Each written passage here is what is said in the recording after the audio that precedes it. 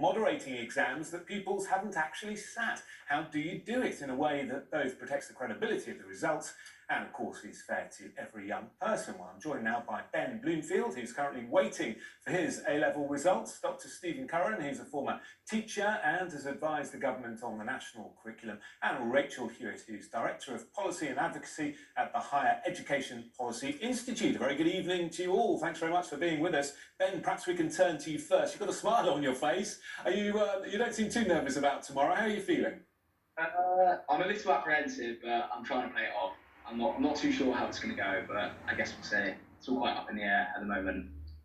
And it's been a very difficult time, hasn't it, for all pupils of all ages. What do you make of this idea of being able to use your mock exam results if you're not happy with your grade tomorrow?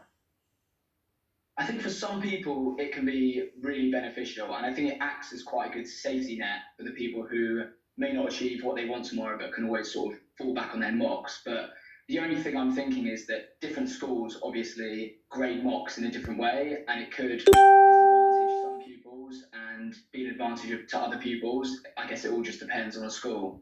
So I guess it's quite inconsistent, you could say. Yeah, Ben, what subjects did you do, and how did you get on in your mocks?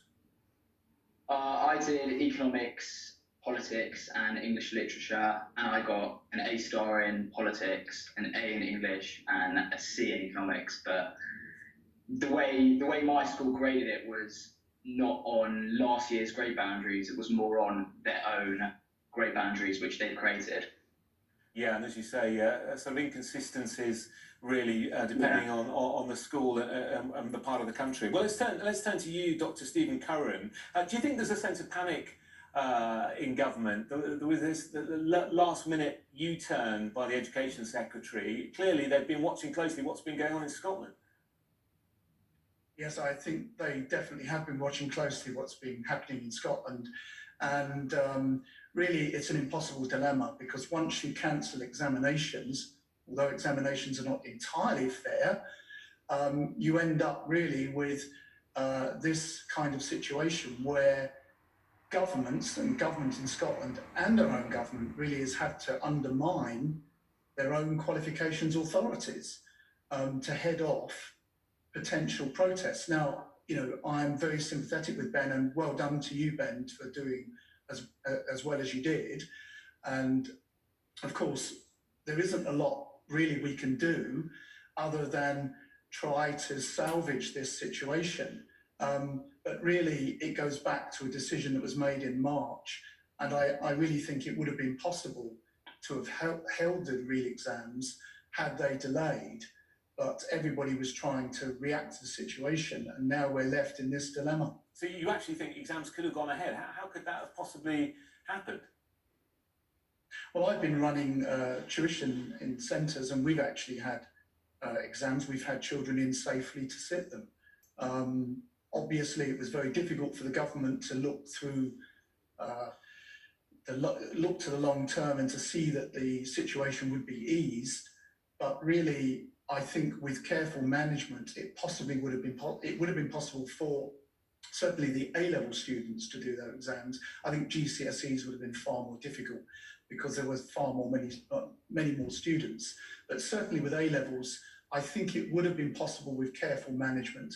We're now left in this situation where exams are largely being decided by teachers, and we know from statistics that grades do tend to get inflated by teachers, although they do their very best to stop this. But we can see from the statistics that grades are generally placed higher.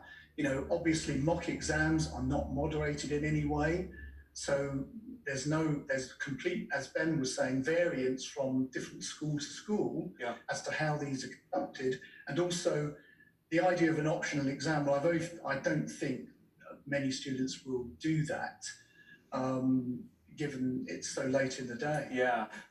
Rachel Hewitt, how is all this, and it is a mess, isn't it? How is all this going to play out when it comes to university admissions and universities deciding who they want to take? Well, firstly, I should just say good luck to Ben for tomorrow. But yeah, it is a much more complicated picture for universities than it will have been in previous years, because of course they've got to look at both the grades that are coming in tomorrow, whether more students are now going to look to appeal their grades and use things such as their mocks to do that, and also the advancements that they've made to the clearing service for this year. So there's also those kind of other different aspects to giving out offers this year. At universities, have been preparing for this throughout the pandemic, and will be working really hard to make sure that they can get as many students who want to come and study with them in tomorrow. And we have already been working with things like contextual offers for a number of years. So they're used to kind of looking broader than just the grades in terms of giving offers to students. Yeah, which is very important, of course. But I suppose there has been the fear, Rachel, that students in Scotland could all get higher grades than students in England, and that could affect university admissions. Or do you think this U-turn by the government in Westminster could resolve that? Well, there are slightly different systems in Scotland and England. And obviously, the Scottish change was quite a lot bigger than the English change.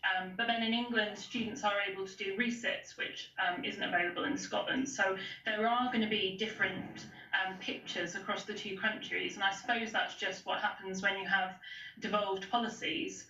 But yes, we are seeing it play out kind of differently across the countries.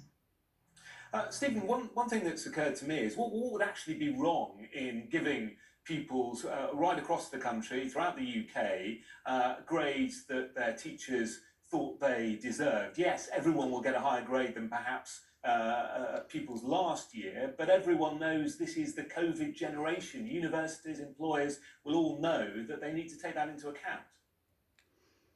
We are in an unprecedented situation. I do accept that, and probably we're going to be making the best of what we can of this situation. It isn't really a good thing for teachers alone to decide what their students should receive. You know, schools have different policies. Teachers, you know, all teachers have to moderate their work with each other. So it's you know, and exams are, in one sense, not fair, but they are a great leveler, because obviously, whether a child is sitting an exam in Eton or in another school in the country, a secondary school in a much more socially deprived area, they still are sitting the same exam. At least that's one thing which is constant. The problem with this is that so many things are inconstant and are not constant.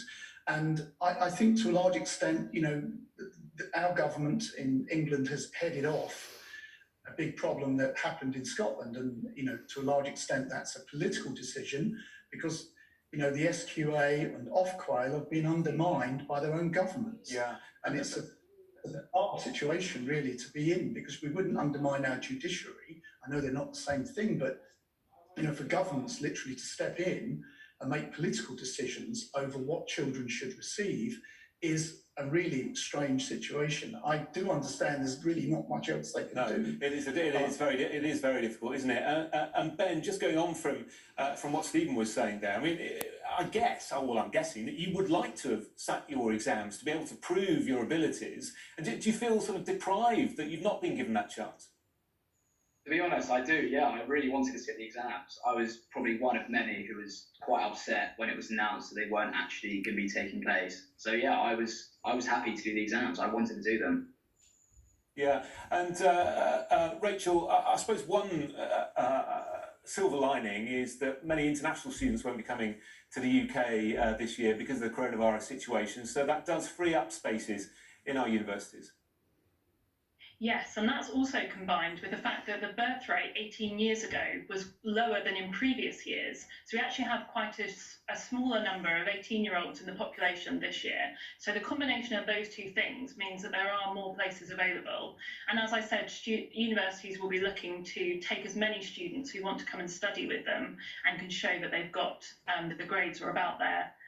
To come and study with them. Yeah, Rachel, I spoke to Lord Baker yesterday, Ken Baker, former Education Secretary, of course. He said that exams next year should be cancelled completely. He just feels that we can't get up and running properly in order for students to be able to take them. What are your thoughts about next year? It's so difficult to say. We've only been looking really as far ahead ahead as the kind of week that we're in terms of setting education policy at the moment. And so I suppose I think it's probably too soon to tell. For universities, there were things done this year such as no detriment policies, which meant that students couldn't get a lower grade post the pandemic starting than they had done previously. And there are kind of in-between steps that can be taken. But yeah, I think it's probably too soon to say what we do about next year's exams. And Ben, I remember my time picking up my A-level results. It was pretty terrifying. Are you going to go into school tomorrow, or do you get them online? What's the procedure? I think I'm going to get them online tomorrow. Yeah, I'm going to get them online. I'm not even sure there's an option to go into school anymore. Right. Well, no, it was a long time ago that I did my A-levels. Well, good luck with that, C in economics. And thank you all very much indeed. Great to speak to you, Ben Bloomfield, Dr. Stephen Curran, Rachel Hewitt. Thank you all. You're watching Sky News. Still to come, the controversy